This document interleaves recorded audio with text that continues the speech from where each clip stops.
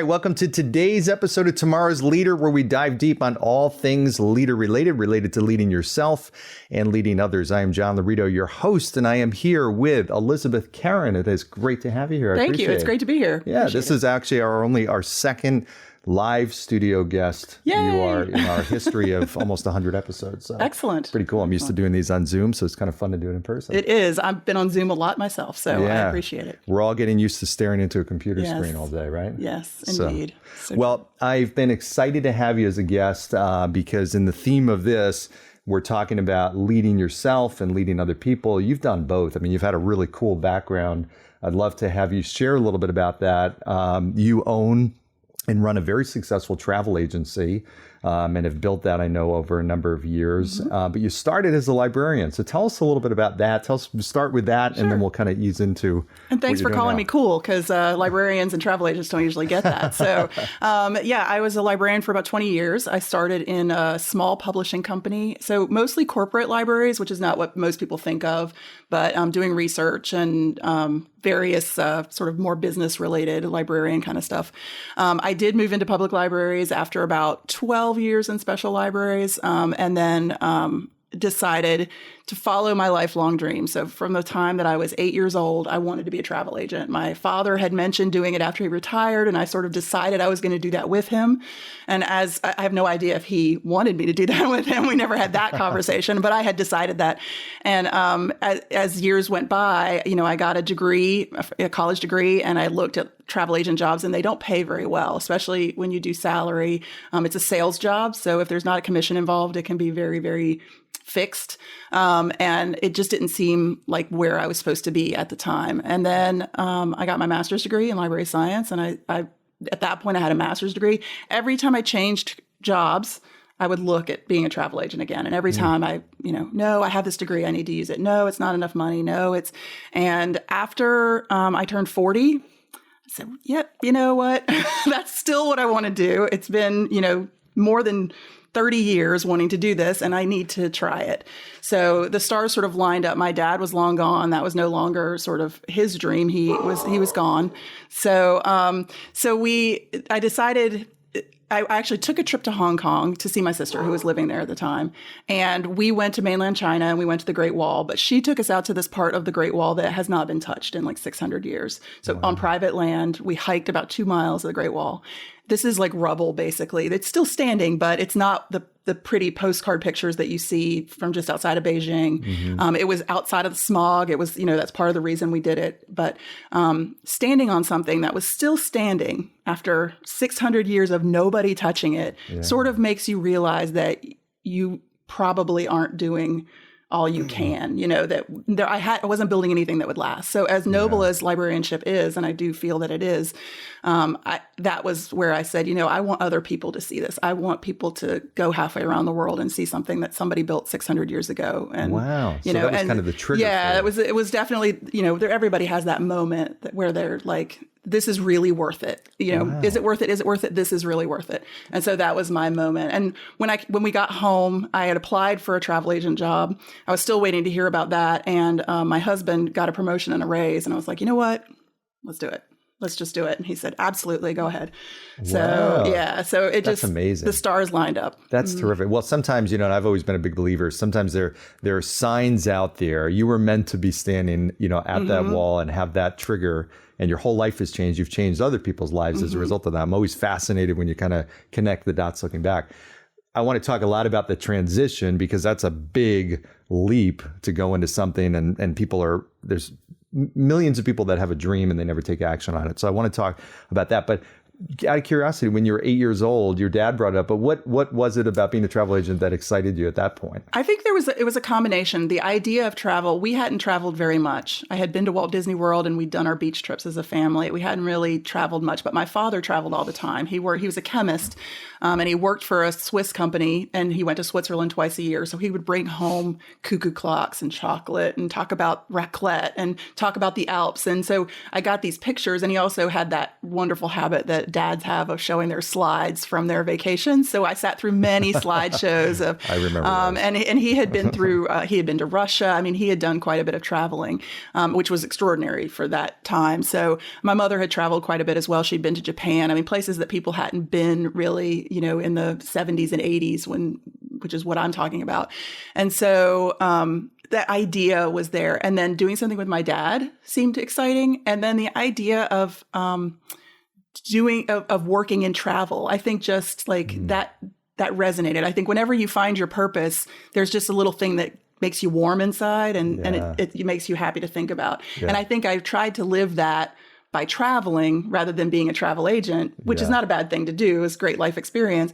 But I always found that warmth from that. So it's kind of a fuzzy way to explain it. But I can understand that totally. I mean, and sometimes you can't explain it. What just excites you and gives you that passion and you want to do more and more of it. It's almost like you get bit by that bug. Yep. So you took the leap and that was the moment, standing at the wall. You come back. You then decide with your husband, okay, hey, I'm going to do this. I'm going to start this. So it was literally starting it from scratch? Yep. I quit my government job, pension, everything, the possibility of a pension. So I jumped out of a perfectly good airplane. And so I did a little bit of research, which doesn't seem too surprising for a librarian. And I had friends who were in the travel industry, and I just sort of I made that decision to take a full leap. So I quit my job, put in my notice, and started, my LLC, found my company name, bought my domain name. Started that. Were you scared? Yeah. And it was funny because I was leading a team at the library. So I told them, and there was this moment of silence. And I like to think that my team liked me at the library, and they didn't really want me to go. We were in a time of transition in the libraries. We had a new administrator. And so there was a lot of change happening, and they really were looking to me to help them through that. And I was sort of abandoning them. But one of them finally said, you've never done this before. Are you going to be able to do this? And in a way, it was a little doubter, but it was also very nice that they were worried about me because I'd had that same worry myself. Yeah. But in the end, we can do anything we set our minds to, right? And I had 20 years life experience in libraries. I had some idea of how to run a business and how to, I've been doing business research for part of my career. So I had the knowledge. I just hadn't necessarily applied it to this new way of doing things. So, Well, it's interesting because I see a lot of business owners and they do the research. They've maybe gotten an MBA. They understand the concepts of business and business acumen, but then they get out there and they try and do it. And it's a whole different experience. It's like, wow, okay. Because there's a lot to building a business and running a business that is not something you learn from books, and I know you've experienced that and we'll talk maybe a little bit about that. But so what was the first year like when you started this? It was interesting. It was slow, but that's normal because it's a sales job. Money doesn't start flowing in right away. You're selling, and then you earn commission. So just like a realtor, you're basically, you can list that house, but you're not going to see a cent until that house actually sells, and that's when your payday comes.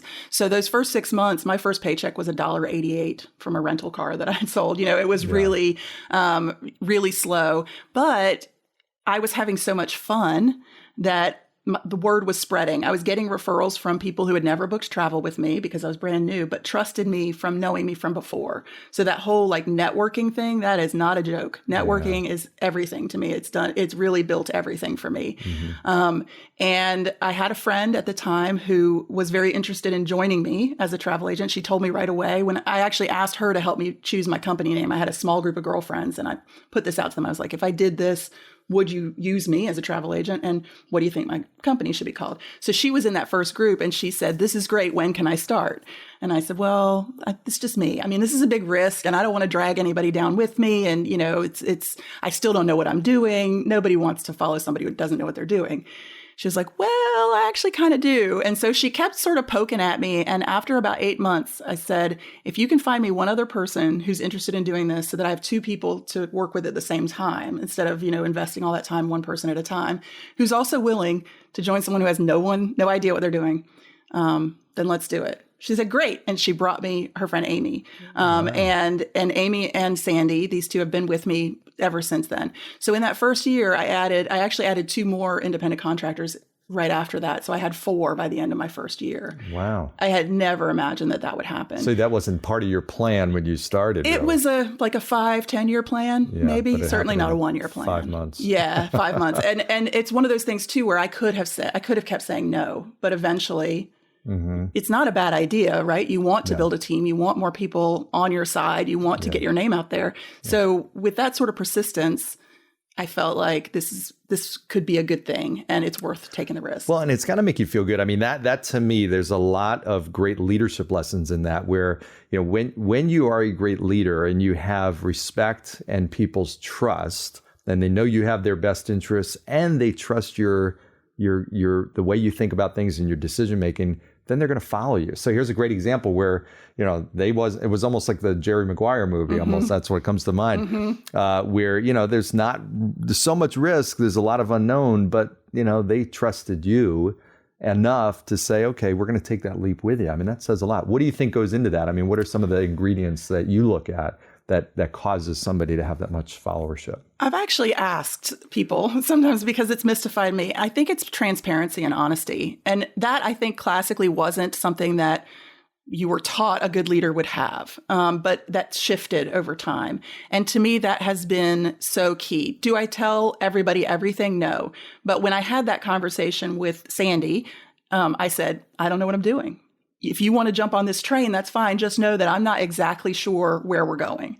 And if you're okay with that, I'm okay with that. And so whenever she would ask me a question, you know, it's easier to say, I actually have no clue. I don't know how to answer this, but let's find out together. Okay. And so it almost felt like we were building it together. They've never felt like it was their baby the way that I feel like it's my baby, but it gave them a great deal of ownership. And because they're independent contractors, not employees, that's super important because they really are latching on to my horse. They're not, you know, they could go do this with any other travel agency out there. So they're choosing me. And so, yeah, I think that honesty and the passion, that passion always shows. And no matter what I do to try and hold it back, people always see how much I love what I do. Yeah. And that is infectious. That's great. And well, I look for people just like that. Yeah, thank you. Absolutely. You know, you light up when you're talking about it. Yeah. And I agree 100%. Transparency. You know, I talk so much about that. And there's so many leaders that try to be somebody that they're not. And not their authentic self. And they're also, part of that is they're trying to come up with the answers they don't have or pretend, now, and somebody may be listening to this in the future, but we're in the middle of a pandemic and there's a lot of unknowns. I think a lot of leaders have responded by less communication because they don't know the answers of what's going to happen next and this and that. And in reality, it's okay for a leader to say, like you said, hey, I don't know. This is risky, yes, but here's what I know. Here's what I do know, and here's what this is going to look like. So I admire that a lot, and I think you're absolutely right.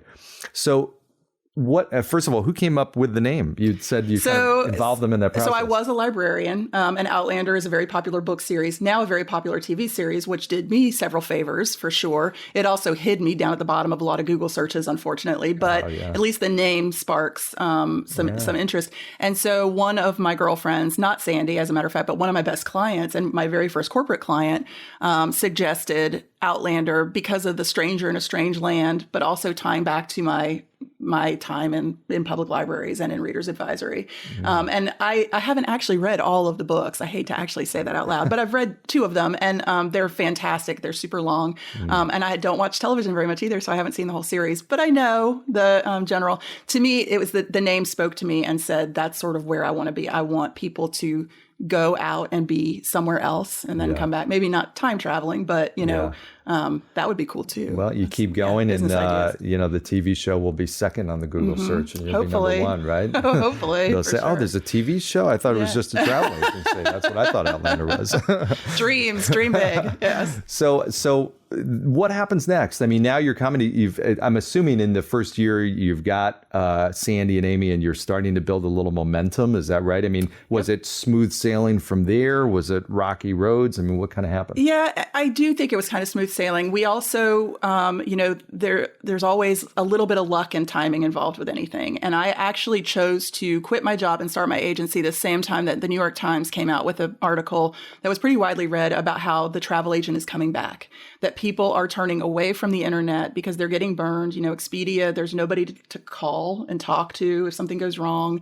And if you want anything sort of bespoke, if you want a very specific, if you want to make a specific kind of pasta in Italy, it's kind of hard to find that. It's sort of a needle in a haystack. And if you do find it, how confident are you that you're not going to get taken for a ride when you get there? Like, is this, because it's such a tiny little thing, is this just, some fly-by-night person that it's going to be terrible?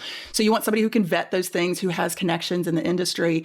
And so especially for luxury travelers, but really all travelers, we're starting to realize that having a person, you can do your research on the internet, you can decide where you want to go, maybe even decide some of the things you want to do, but then by bringing that to a travel agent and letting them curate it and advise and, sort of put things in order and put it all together for you, saves you a bunch of time. And you get to do the fun part of the research, and then you don't have to do the boring part of the booking and the putting it together, and then you have the fun part of the rest of the planning, the anticipation, and the going on the vacation. And less stress, I would assume. A lot less stress, And in a busy world, that time, time is money, and that time is just so much better spent with your loved ones rather than planning this vacation for your loved ones.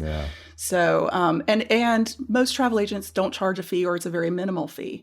So it's truly a commission-based business. So, there's no benefit. So it's not a different. So I think that's a misconception. I think people, and I'll be very honest with you, I've had that misconception. I'm like, okay, well, it's cheaper if I do all the online stuff, but in reality, I'm getting less service. I have more stress. I'm probably getting less of an experience because I don't know what I'm doing or the place I want to go. And I'm not saving money, really. It's not that much or any of the difference. That's a big eye opener for me, and probably for other people that are listening. And a lot of people do ask me right off when we start working, how do you make money? And then there's that fear of, oh, well, you're going to sell me more than I need because you want to make more money. But it's a relationship business too, because we all, I love the people who travel a lot. I want to be their guide through their lifetime of travel. So, hey, here's what you liked about when you went to Norway last year. Maybe this year we'll do something totally different and go to, Morocco. But I know what you liked about Norway, so I know what you'll like in Morocco, and then we can maybe branch out and do something else. And so I love sort of that lifetime relationship. So I don't want to burn you at the beginning, because then you'll not come back. I want you to come back again and again and again. So it must be really cool. You almost get to live vicariously through them, right? I do. Do you love to get do you talk to them on the trip, or is it afterwards you're like, hey, how was it? Was it incredible? I try not to talk to them on the trip, because that means everything's going great. Sure, there's nothing. Every now and then I'll get a message, a text that, having a great time. I will get problems every once in a while that I have to fix. But I get the postcards afterwards. Sometimes I get the thank you notes, and then really the returns and the referrals are, it really is magical, because you've helped, that you've played a part in something that's really important to people.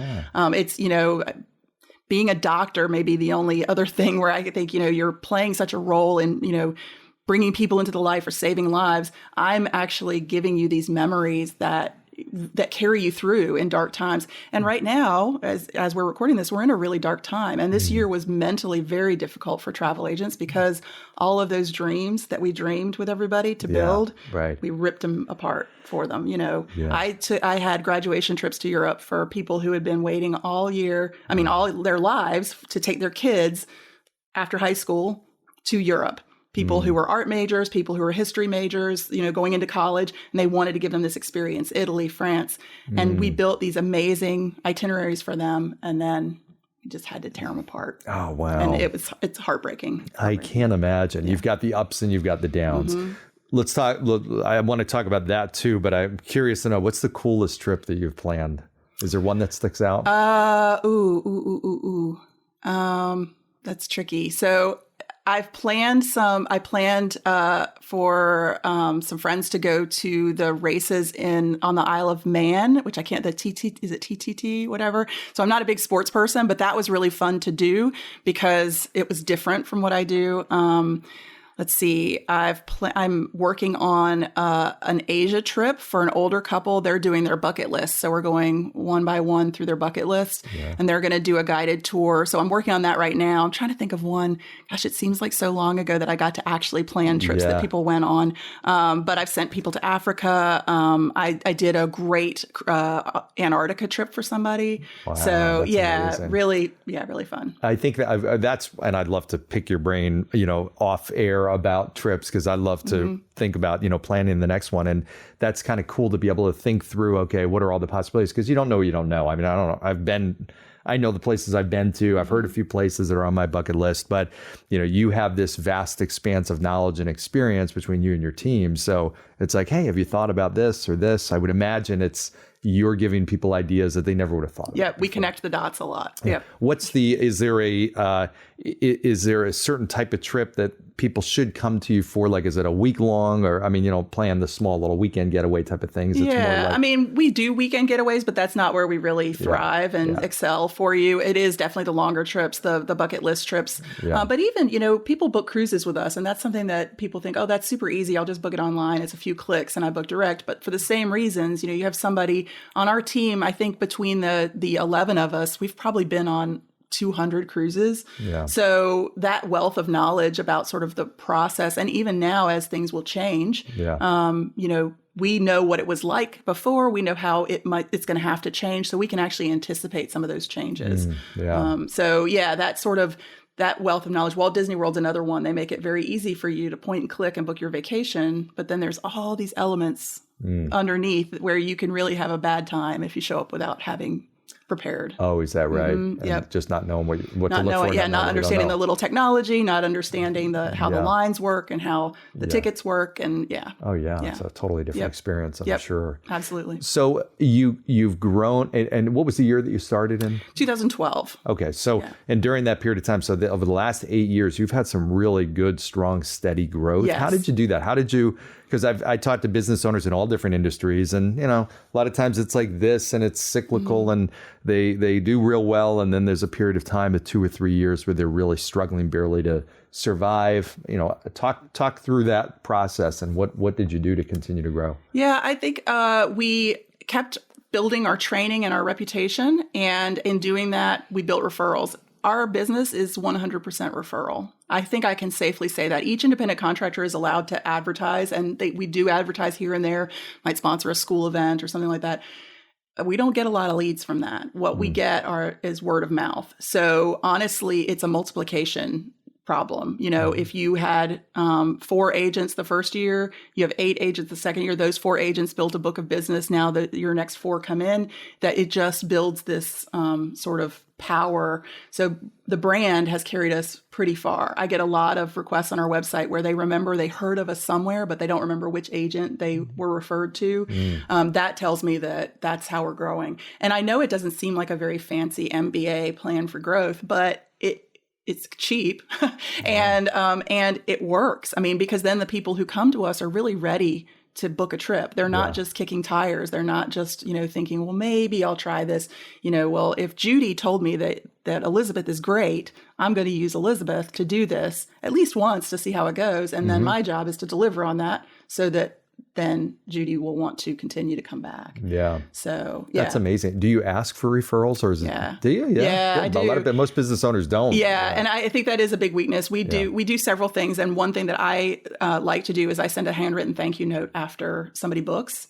It's important to me. I know they're excited, and in that note, I say, by the way, if you want to refer somebody to me, that would mean a lot to me. And it's amazing. There's so many business owners out there that don't realize that will. And what's your opinion in terms of if you didn't ask? Granted, you'd get referrals. That. How many more do you get because you actually ask? I don't know. I don't have hard numbers on it, but I do think that it's worth asking. I absolutely think it's worth asking because I think sometimes people just don't even think about it, and especially asking at those key points. So I always ask right after they book, so they're super excited because they've got this trip coming up, and then I ask again in the letter that I send them right before they go. Yeah, they're super excited because they're going to go. That's great. Yeah, and then the right way. A lot of people will ask again when they get back. Did you have a great time? We ask for a review at that point. But to me, that it's all relationship, and so treating my clients the way I would want to be treated if I were booking a trip with a travel agent. Does it, and I would not mind being asked for a referral. I understand it. I'm a small business, right? So I feel the same way, and there's a lot of very referable businesses out there. And to your point, some people just don't know that that's how they can show their appreciation. They don't know. Sometimes there's some businesses, they don't know you're bringing on clients. I've talked to accountants or chiropractors or financial advisors. They just don't know. So when you ask, then immediately it's like, okay, yeah, sure. Of course there's people that I can refer you to. And I did at the beginning of 2020 sort of have a plan for phasing out asking for referrals because I felt I had the business I could handle. Wow. But that's changed. Good problem to have. Yeah, Well, that has changed. So talk to us about what's happened this year, because obviously there's so many businesses, and I've seen from my perspective with all different industries, there's some, and it could be identical businesses, two identical travel agencies. One figured out some things and are thriving, others are failing, all kinds of different businesses. What's this year meant to you and what's happened? So when it happened, I mean, I think that the unusual thing for this year for many businesses like my own is my business is failing through nothing that I did. There was absolutely nothing I did or nothing I could have done. Literally, my business went away. It was taken away. And everyone who canceled a trip didn't want to cancel that trip. I mean, there was nothing that I brought upon myself. So that makes it a little bit easier to have a positive mindset with that, because, you know, it's very easy to wake up in the morning and go, poor me, you know, what am I going to do? But at the same time, I also know that around November of last year, I was like, if I could just have 2 weeks where the phone didn't ring so that I could fix some of these systems so that I could get my life in order, I would be so grateful. Well, I had a few weeks where the phone didn't ring. And so when that started happening, I was like, well, it's easy to be sad about this, but at the same time, I need to use this time. So we use the time as an agency to beef up on our training, to learn more about domestic, because we don't really book a lot of domestic. People generally don't come to us to book their national parks trips because it's easy. But now they kind of want to use us for that because they don't know what to do. They don't know how it's going to work. And so we had to beef up our knowledge of domestic locations and people who sell those locations. So we did a lot of that. I brought on new technology. We rolled out a new CRM for the third time. I'm really surprised my team hasn't killed me, but I think this is the one. And also a knowledge management system. We're using Notion to sort of capture everything. And for years, we've sort of been piecing things together and trying to, I had Evernote and I would try to share it with people and half my team just didn't get it. So I needed something that I could just push to them and they could easily click around in. And Notion fell in my lap this year. So I spent a lot of time developing that. So, using the time to create systems and keep people thinking about the future. And, we know travel's going to come back. So it's really now a matter of hanging on. So, and Notion is your CRM, or is Notion that it's a knowledge management system. Oh, okay. Yeah, we're using a travel-focused CRM system. There are better ones out there for sure, but I've looked at Salesforce, but it's way too expensive for somebody like me, and the customization just takes forever. So at least this is already mostly built for me. But Notion is we get a lot of knowledge. I mean, I'm attending a 16-week training on Italy. When I finish it, I will know more about Italy than people in Italy know about Italy. Wow. It's section by section of Italy. The notes I'm taking, well, what am I going to do with those? Yeah. So Notion is a way for us to put it into something where we can each search it so that if everybody else isn't taking the Italy webinar, they can catch up on it. Yeah, kind of a so it's a way for us to sort. It's basically an intranet, if you will, a wiki. But but we didn't have anything like that. I grew so fast. Yeah, I built. My systems were for me, and then I threw a couple people into the mix. I'm like, okay, here, try this. I didn't really have anything for them, so I used this year to build that. It's interesting. I was talking to a group of leaders about this very concept that sometimes you're going so fast as a business owner, and you know the deal. I mean, you get so much stuff coming at you. You forget you're working in the business so much, you forget to work on the business. And that's critical that business owners realize that and leaders realize that. And what you did was so smart because you had this forced period of, downtime. And there are a lot of businesses, and I'm sure you know this too, that it was paralysis. They didn't know what to do, so they did nothing. They didn't invest in their own growth. They didn't invest in training. They didn't invest in getting the systems set up, all the stuff that they needed to do. And you took that and you've used that as an opportunity. So you feel, I'm sure, like you're much stronger now. I do. At least the foundation and everything that's set up now for the next phase of growth. Yeah, I do. And I think that when it comes back, it's going to come back hard. Everybody's been holed up. And so the first thing people want to do is go travel. And I know that. Here. Yeah, exactly. I mean, I feel that myself. So I want to be ready for that onslaught. And I do feel like I'm in a better position. And I think, when you look at numbers, I had 14 independent contractors when this started. I now have 11. I feel pretty good about that. That's really good. I mean, I feel pretty good about that. Absolutely. So I'm doing something right. And that's sort of, I don't even worry about what I'm doing right as much as just seeing that it's going well, that people are happy. What advice do you have for people, and not just business owners or leaders, just people in general that are going through really tough times like this? Because this has tested everybody's mental and emotional fortitude, as well as financial well-being, health, everything. Their whole life has been changed and turned around. What advice would you give to them? Tap into the passion. Find why you're doing it. And I know the why is, you hear it all the time, but if you can tap into that passion, then you can find something to do that will move you forward, even when it doesn't look like you can move forward, because you're being driven by that passion. I was being driven by the phone ringing. Now I have to find something else. But as long as I'm tapping into my core why, being ready for people to travel again, then it keeps you going. Yeah, I can keep going. So that, to me, that's the whole thing right now is mindset. You have to find a way to wake up in the morning and love what you're doing, even if it's not exactly what you want to be doing all the time. And I think if people feel like, in general, they are growing and getting better, it helps to weather the storms that are going on, because you know that you're preparing, and when that calmness comes back and normalcy comes back, you're going to be a stronger version of yourself. Exactly. Or your business will be a stronger version of itself. And in a way, we've been given a gift. It's a really terrible gift, but at the same time, we've been given that gift of time, and we're spending time with each other in ways that we hadn't before. Right. And we're really realizing who's important, and that it's important to spend time with those people, because you can't take for granted that you'll always be able to spend that time together. Absolutely. And I think that for me, that's part of what drives me too. I mentioned that my dad's already passed away. My mom has too. My family is very, very small now. A lot of my older generation has passed away.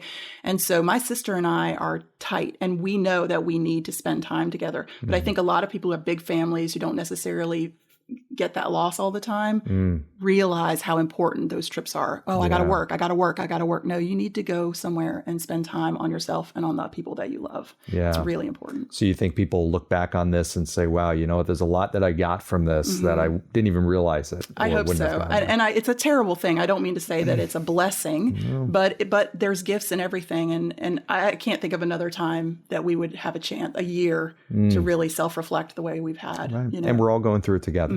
That's the other thing.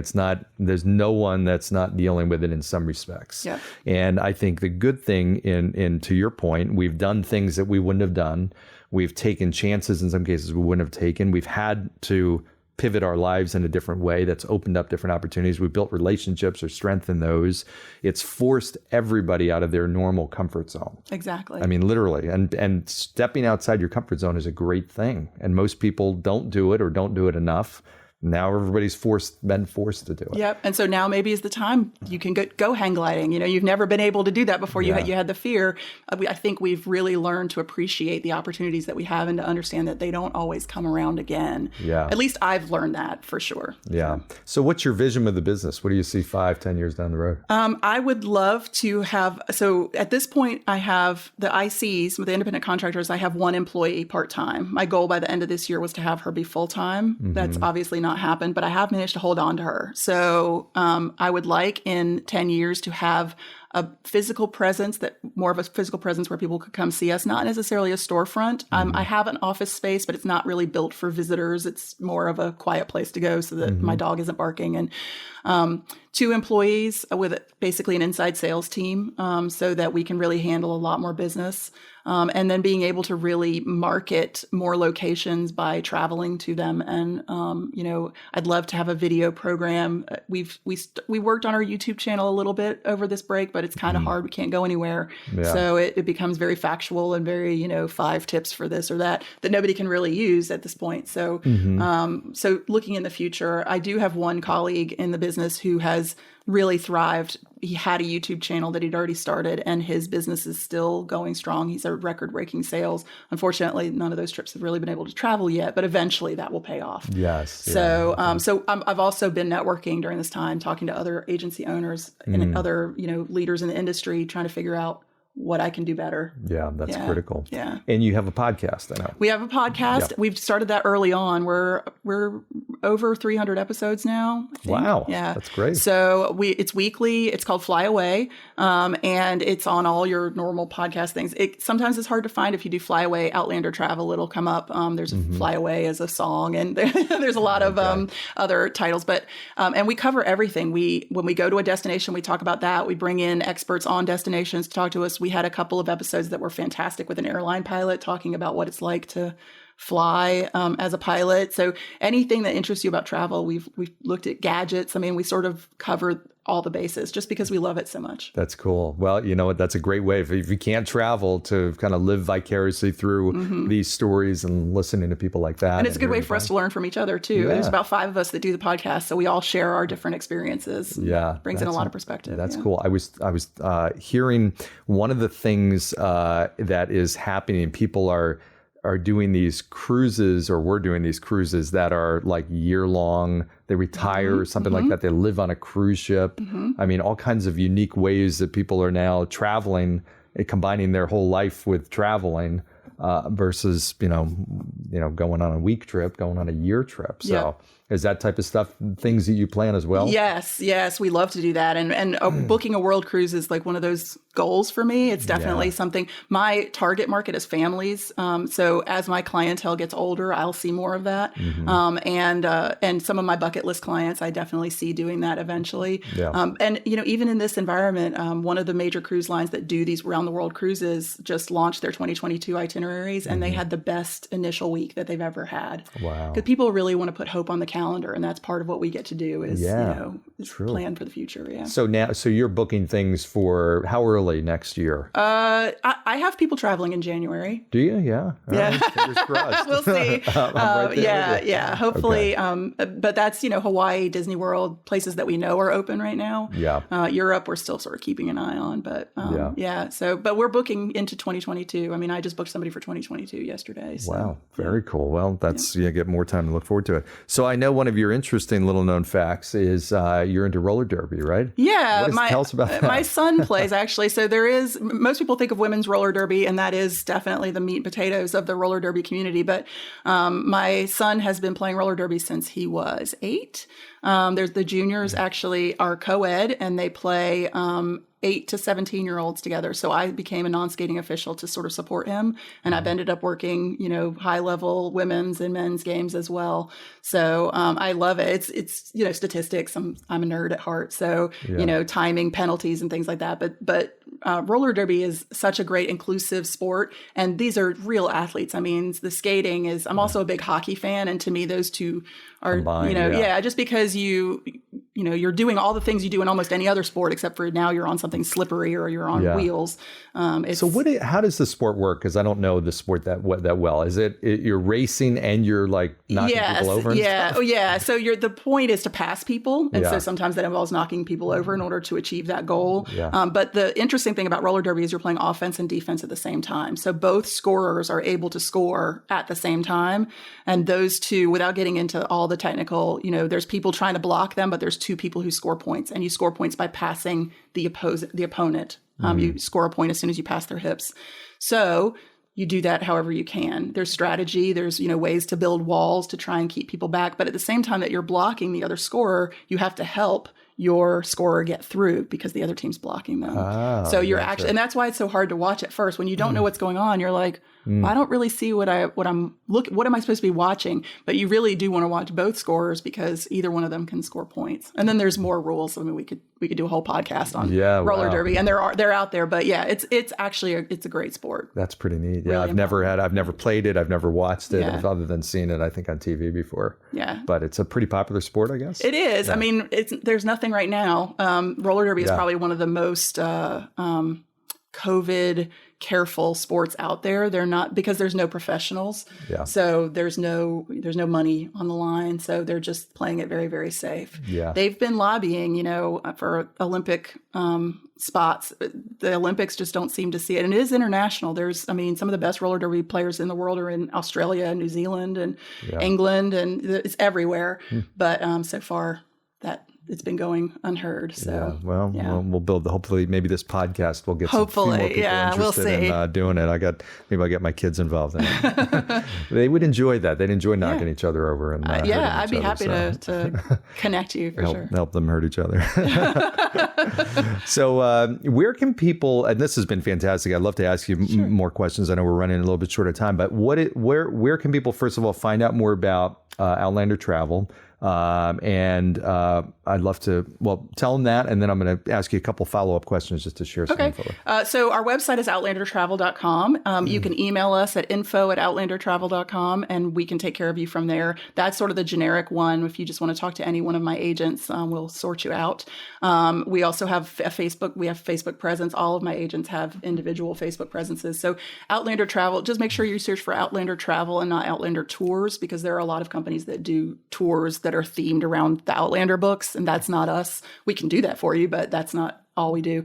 So outlandertravel.com, best place to go. Okay. And they can find your podcast on your website. On the website, right? Yeah, and then if you want to subscribe, any of your normal Stitcher, iTunes, Spotify, all the usual suspects. Yeah. Great. Well, you got a lot of people I know that have been listening today and taking notes and learning from you from the success you have. What kind of last pieces of advice would you give to those business owners or leaders out there that may be struggling to build their business or lead their organization? What, one or two pieces of good tips would you give them? I think it's always listen and communicate, and listen first and communicate second. And if your team is upset, find out why, and and actively listen and understand that their feelings are legit and that they need to be addressed. I think so many times we sort of wait for things to change, and we think, eventually something will change. But especially in a time like this, the only way is to start taking some chances and taking some risks. And don't be afraid to make mistakes. That's how you succeed. I don't think anybody could succeed without making a mistake first. Great words of wisdom. I could not agree more. I think taking risks as you have, they pay off. You learn from them when they don't pay off. You keep growing and keep going. And we're in a storm right now that ultimately we're going to get through. So got to keep positive about it. Thank you. This has been great. I appreciate you coming on to the show, Elizabeth. Yeah, excellent. Hopefully we'll get you back again sometime. I would love it. Good. All right. We've been here with Elizabeth Caran from Outlander Travel. Fantastic organization. Check her out. Check the organization out. Plan your next trip for next year, maybe 2022. If you need to wait that long, absolutely. Yeah, who knows? Plan a big one. So this has been terrific. Thank you for joining us on Tomorrow's Leader. As always, make sure you subscribe, like, add comments below. Give us a review. I love those 5-star reviews. Make sure you let us know what you think. And of course, as always, I love your suggestions on future guests as well as content for this show, and hope you've enjoyed today. Elizabeth, thanks again. Thank you. All right.